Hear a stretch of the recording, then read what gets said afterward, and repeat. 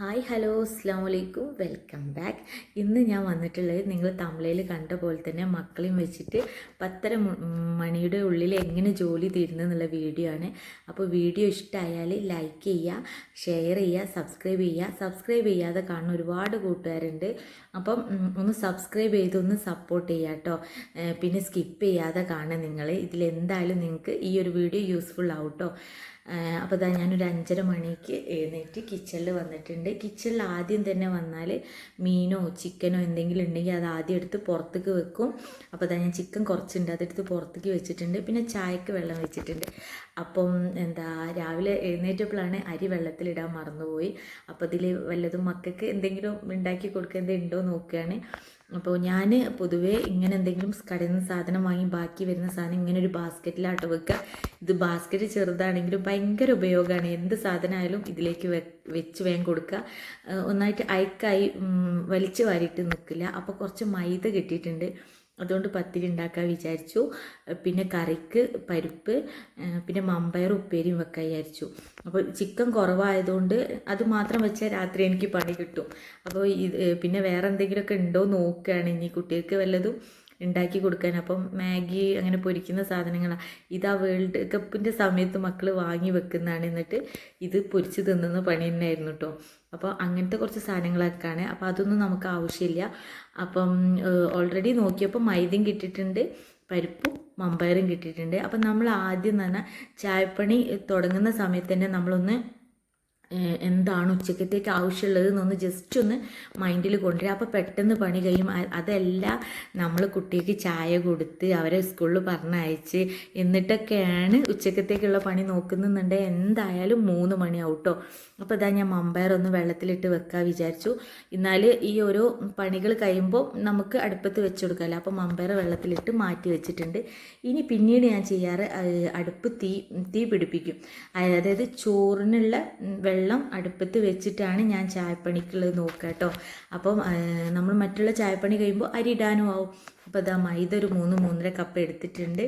ഇനി ഇതിലേക്ക് ഒരു മുട്ട ഒഴിച്ചിട്ട് നല്ലവണ്ണം മിക്സ് ചെയ്ത് കൊടുക്കുക കേട്ടോ. നമ്മൾ എന്താ പറയുകയെന്ന് വെച്ചാൽ നമ്മൾ ആ ഒരു ഇപ്പം നമ്മൾ ഫസ്റ്റ് ബ്രേക്ക്ഫാസ്റ്റിൻ്റെ ജോലി ചെയ്യുമ്പോൾ തന്നെ നമ്മൾ മനസ്സിൽ കാണണം ഉച്ചക്കത്തേക്ക് ഇന്നത് ഉണ്ടാക്കുക, മക്കൾക്ക് ഇന്നത് വെക്കുക എന്നുള്ളത് നമ്മൾ മനസ്സിൽ കണ്ടാൽ നമ്മളെ പണി പെട്ടെന്ന് കഴിയും. അതെല്ലാം നമ്മൾ ഓരോ ജോലി കഴിഞ്ഞതിന് ശേഷമാണ് നെക്സ്റ്റ് എന്ന് ചിന്തിക്കുന്നുണ്ടെങ്കിൽ ഒരു പണി കഴിയില്ല കേട്ടോ. അപ്പം ഞാൻ ആദ്യം കുറച്ച്, അതായത് 2-3 ദോശ ഇക്കാക്കൊക്കെ ആവശ്യമുള്ള ദോശ ആദ്യം ചുട്ടെടുക്കാമെന്ന് വിചാരിച്ചു. അതിന് ശേഷം കുറച്ച് ചോറും കറികളൊക്കെ തലേന്നത്തെ ബാക്കി വന്നിട്ടുണ്ട്. അപ്പോൾ ആ ബാക്കി വന്നത് ഞാൻ കോഴികളുണ്ട് ഇവിടെ ഒരു 5-6, അവരെ പാത്രത്തിലേക്ക് ഇട്ട് മാറ്റി വെക്കാൻ വിചാരിച്ചു. എന്നാൽ ആ പാത്രം കൂടി നമുക്ക് ക്ലീൻ ആക്കി എടുക്കാം.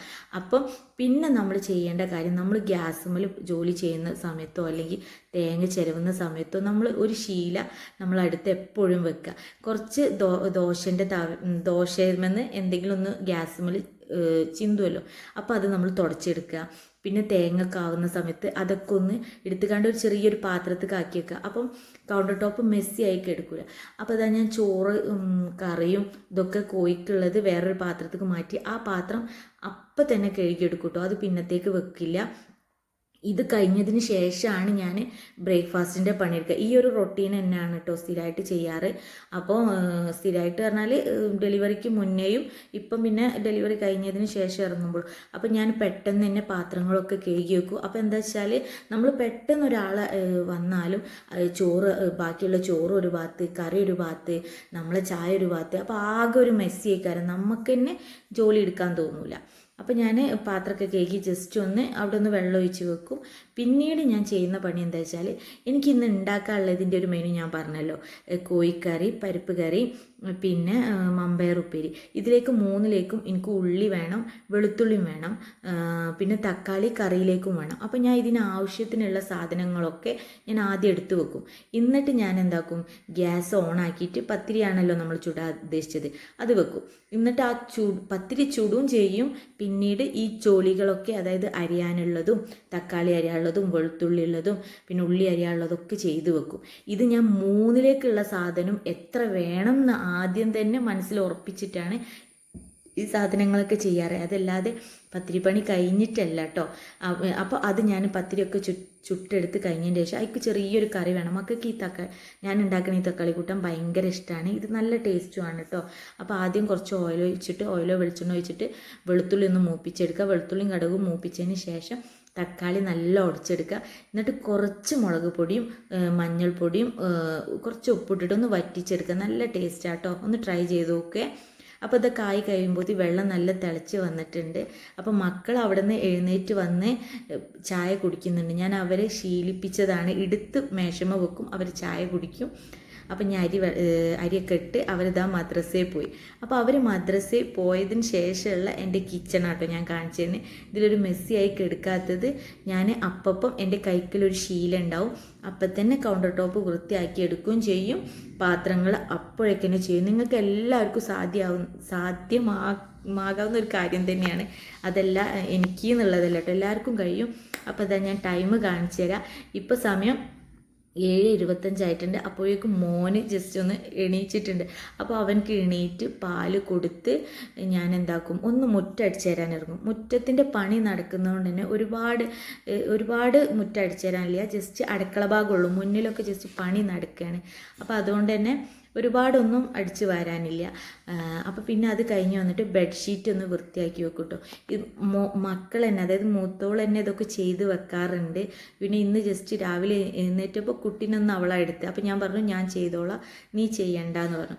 അപ്പോൾ അങ്ങനെ മക്കളെ കൊണ്ട് മാക്സിമം ചെറിയ പണികൾ നമ്മൾ ചെയ്യിപ്പിക്കുക.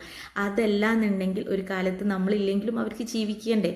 അപ്പോൾ അതുകൊണ്ട് ചെറിയ അവർക്ക് ചെയ്യാവുന്ന പണികളൊക്കെ ഞാൻ അവരെ കൊണ്ട്, അത് വിചാരിച്ച് ഓവർലോഡല്ല. ബെഡ്ഷീറ്റ് മടക്കി വെക്കുക, അവരെ പാത്രങ്ങൾ കഴുകി വെക്കുക, അങ്ങനെയൊക്കെ ടൈമില്ലാത്തപ്പോൾ ഞാൻ ചെയ്യാറുണ്ട്. പിന്നെ കുറച്ച് ഞാൻ ചെയ്യാറെന്നാൽ ഈ കബോർഡ് വൃത്തിയാക്കുമ്പോൾ അവരൊക്കെ ടൈം ടേബിൾ ഞാൻ എടുത്തു വെക്കും. എന്നാൽ പിന്നെ അവർ വന്നാണ്ട് വലിച്ചു വാരി ഇടേണ്ട ആവശ്യമില്ല. അവർ ടൈം ടേബിൾ എടുത്ത് വെച്ച് ബാഗ് അവിടെ റെഡിയാക്കി വെക്കും. പിന്നെ ഞാൻ പൊതുവേ ബെഡ്മേൽ ബാഗ് വെക്കാൻ ഞാൻ സമ്മതിക്കില്ല. ഞാൻ ആ ഒരു കബോർഡിൻ്റെ ഉള്ളിൽ തന്നെ അവരെ ബാഗൊക്കെ എടുത്ത് വെച്ച് സെറ്റാക്കി വെക്കും. അപ്പോൾ അവർക്ക് മാറ്റിയിട്ട് ആ ബാഗ് എടുത്ത് പോയാൽ മതി. അതല്ല നമ്മൾ അവർ വന്ന് കഴിഞ്ഞതിന് ശേഷം ടൈം ടേബിളൊക്കെ എടുത്ത് വെച്ച് അവരാകെ വലിച്ചു വാരിയിടും. അപ്പോൾ അത് ആ റൂമൊക്കെ ഞാൻ ക്ലീൻ ആക്കിയിട്ടുണ്ട്. അടിച്ചു വാരിയിട്ടില്ല കേട്ടോ, ജസ്റ്റ് ഒന്ന് ക്ലീൻ ആക്കിയിട്ട് വന്നിട്ടുണ്ട്. അപ്പോൾ ഞാൻ ഇത് ക്ലീൻ ആക്കി വന്നപ്പോഴേക്കും ചോറ് ഇവിടെ ആയിട്ടുണ്ട്. അപ്പോൾ ആ ചോറ് ആയപ്പോൾ അതൊന്ന് മാറ്റി വെച്ചിട്ട്, നമ്മൾ പരിപ്പ് കറിയാണല്ലോ ഉദ്ദേശിച്ചത്. അപ്പോൾ ആ പരിപ്പൊക്കെ ഒന്ന് കഴുകി വൃത്തിയാക്കി അതിലേക്ക് വേണ്ട ഉള്ളി, തക്കാളി, വെളുത്തുള്ളിയൊക്കെ ഇട്ട് കൊടുക്കും. നമ്മളിത് ആദ്യം അരിഞ്ഞ് വെച്ചത് കൊണ്ടാണ് നമുക്കിപ്പോൾ ഇത് ഇട്ട് കൊടുക്കാൻ പറ്റുന്നത്.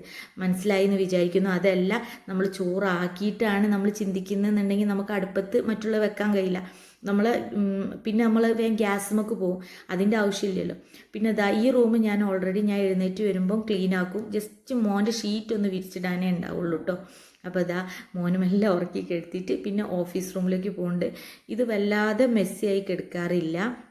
കാരണം മക്കൾ അധികം ഞാൻ ഇങ്ങോട്ട് വരാറില്ല, അവരെ അടുപ്പിക്കാറില്ല. ജസ്റ്റ് അവർ ആ തലാണി ഒന്ന് ജസ്റ്റ് ഒന്ന് നന്നാക്കി വെക്കാനേ ഉണ്ടാവുള്ളൂ. അപ്പോൾ ഇതാണ് എൻ്റെ ഒരു ഫൈനൽ ലുക്ക്. ഇനി അടിച്ചു വാരാനായിട്ടുള്ളത്.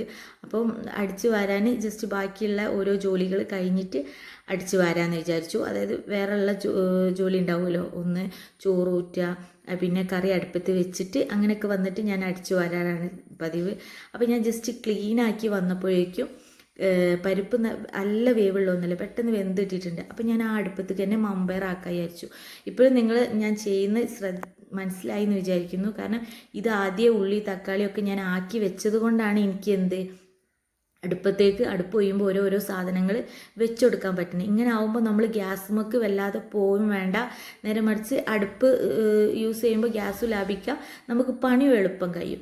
അപ്പോൾ ഞാൻ ഈ മമ്പയർ വെച്ച് കഴിഞ്ഞ ശേഷം ഇനി അടിച്ചു വരാൻ പോവാം കേട്ടോ. അടിച്ചു വരാൻ വല്ലാതെ ജോലി ഉണ്ടാവില്ല. ഞാൻ മുന്നേ തന്നെ ബെഡ്ഷീറ്റ് വൃത്തിയാക്കലും കബോർഡ് വൃത്തിയാക്കലും ചെയ്തിട്ടുണ്ട്. മക്കളെ റൂമാണ് അധികം പണി വരിക.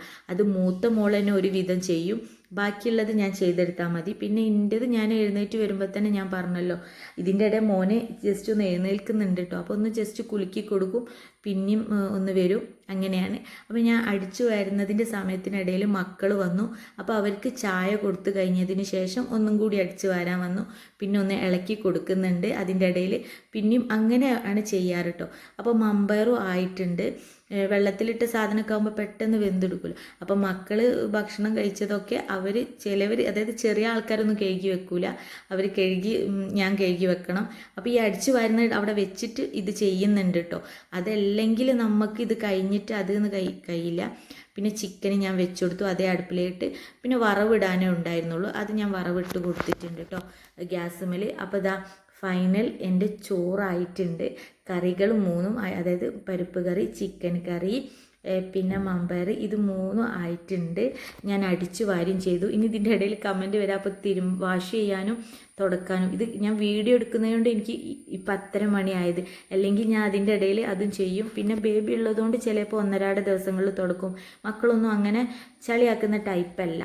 പിന്നെ വാഷ് ചെയ്യാനുള്ളത് ഇപ്പം ബേബി ഉള്ളതുകൊണ്ട് ഞാൻ വാഷ് മെഷീനാണ് യൂസ് ചെയ്യാറ്. പക്ഷേ എനിക്ക് പേഴ്സണലി ഇഷ്ടം അലക്കുകല്ലിൽ തിരുമ്പുന്നതാണ്.